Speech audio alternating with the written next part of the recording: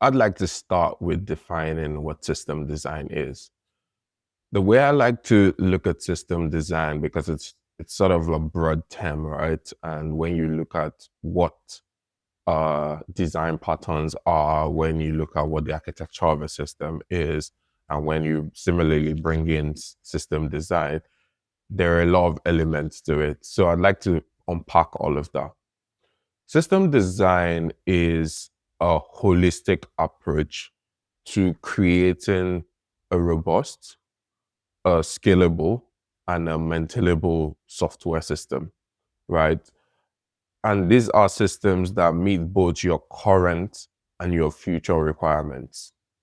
Now, to encapsulate this, I use 5 attributes to define what a system design looks like. And number one is business alignment. Now, a good system design ensures that technical solutions directly support and enhance the broader business objective. That is, it delivers tangible impact and value to the business. Number two attribute is it is future proof.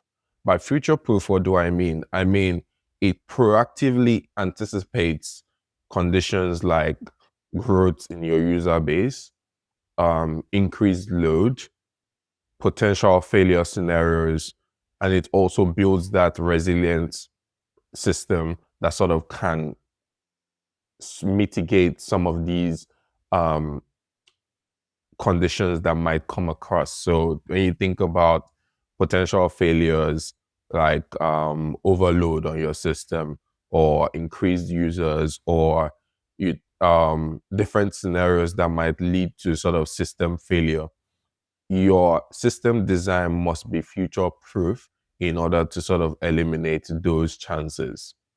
Number 3 point I would like to make here is it has to be user-centric in its focus. That is, it prioritizes the user needs and it has a predictable system behavior. And this predictable system behavior sort of ensures that the solution genuinely serves its intended audience effectively. Because if it doesn't, then the rubber doesn't meet the road, essentially. My next point here is goals and constraints first. Every good system design starts with a deep understanding of the user goals, right? Now, as a product manager, your first thought is you want to understand the customer. That is, we always say customer focus. You are the champion of the customer when it comes to the product development lifecycle. And so you need to have a deep understanding of your user goals. You need to have a deep understanding of the business goals as well, or the business objective. And then you need to have a good understanding of the technical limitations as well. This foundation in these 3 tiers that I've mentioned, they form that foundation that drives all the decisions that you're going to make in terms of the goals and the constraints that you might have. And then finally, system design is beyond code. That is, it's beyond writing pieces of code that you sort of just put together. It's essentially big picture thinking that extends far beyond just writing code.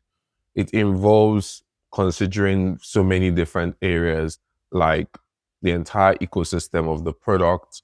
I'd explain a bit more on this. It's important that you understand that the big picture of the system sometimes might be a certain system design pattern.